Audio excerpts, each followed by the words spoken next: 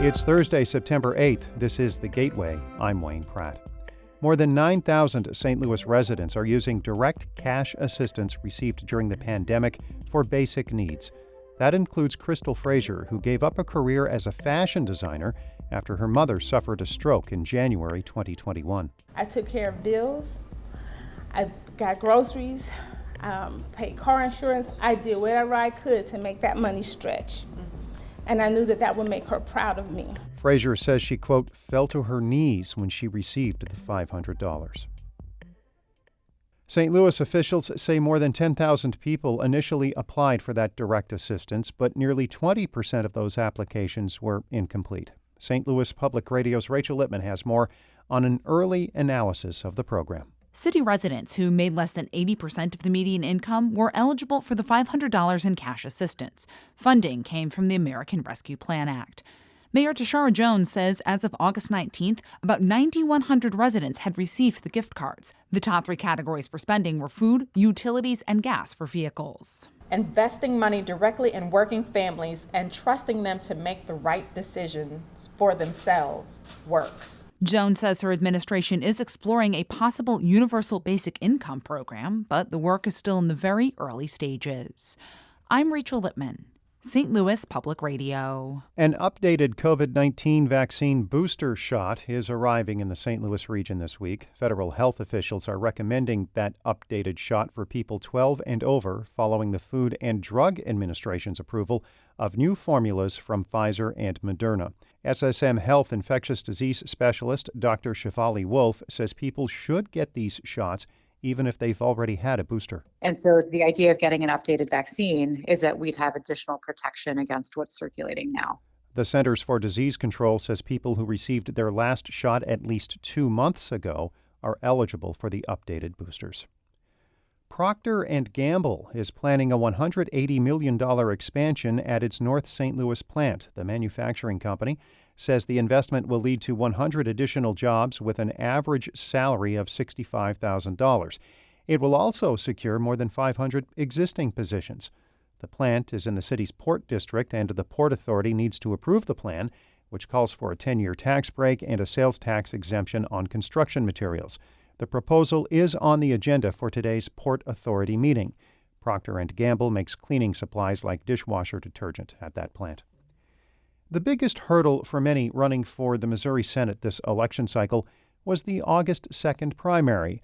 That is not the case for Democratic Representative Tracy McCreary. She is running for Missouri's 24th Senate District, which is considered the best chance for Republicans to flip a seat. St. Louis Public Radio's Sarah Kellogg reports. With many Senate candidates facing a more relaxed general election, McCreary, running to keep the 24th Senate District blue, is not. The district is the most competitive this election cycle, with the new state Senate redistricting map being the reason why. The new district runs north and south along Highway 270, including Kirkwood, Fenton, and Maryland Heights. Though a panel of judges ended up drawing the Senate districts, McCreary says this is still an example of how gerrymandering can impact a district. I think what happens is the judges get a lot of input from the partisan folks that are putting suggested maps together. So I think that some of the jumping off points included those interesting lines. Currently, McCreary does not live in the district she is running to represent, but says she is already looking for a new house. In Jefferson City, I'm Sarah Kellogg, St. Louis Public Radio. Some St. Louis Bread Co. locations in the region are dropping the name. The company says those restaurants will go with the Panera branding, which is used in markets throughout the country and Canada. Officials have released a statement to various media outlets saying they are not doing away with the St. Louis Bread Co. name at locations in St. Louis City and County. But some undergoing remodeling in the region will be changing names. The company's first restaurant opened in 1987 as St. Louis Bread Company. The Panera name emerged a few years later after the business was sold in 1993.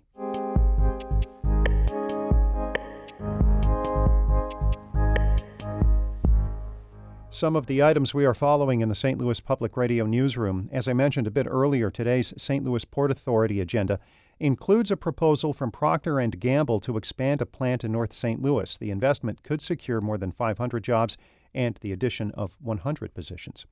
We are diving into election changes, starting with Tuesday's primary for St. Louis Board of Aldermen president. It's the first local election to require voters to show a photo ID. Before wrapping up, quite the night at the ballpark. Edman lines it out to deep left field.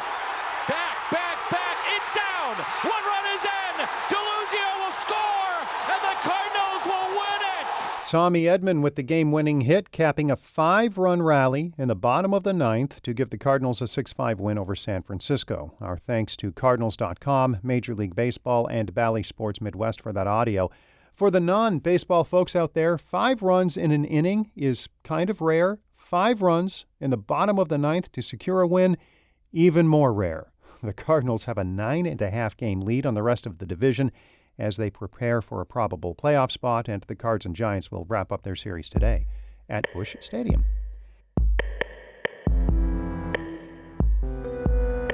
The Gateway is a production of St. Louis Public Radio, a listener-supported service of the University of Missouri St. Louis. Music by Ryan McNeely of Adult Fur. I'm Wayne Pratt. Have a great day.